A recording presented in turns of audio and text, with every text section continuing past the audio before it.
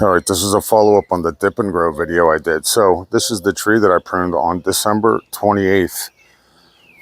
You can see where I pruned it, and it's now May 20th, I think. And it's growing back. We got about a month's worth of growth. So I pruned 12, I took 12 cuttings off of this. Here's my other fig bush, Olympia fig. And I took 12 cuttings, and I used dip and grow. And I used a type of soil that I'll put in the comments. And I used some small pine bark mulch, fine. Put them in this container. I took it inside. I didn't use any heat mats or nothing at all. But I had 12 cuttings, and right now I have every one of them growing except for 1, 2, 3, and 4. So I got 8 of them to work so far.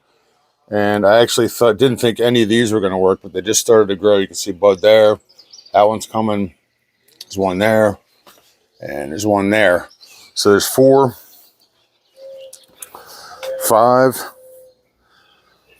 6, and 7, and actually broke the roots on that one. So I'm going to let it sit in there over the summer and see what happens.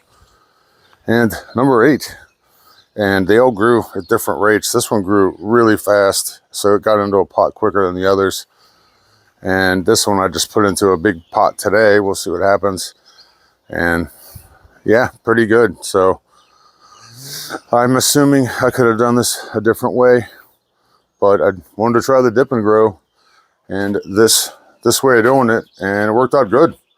I basically just put it in my bathroom over the winter, and I misted it every day and kept the stalks and, you know, kept the wood moist and the tops of it moist. And here we are. So pretty happy with it.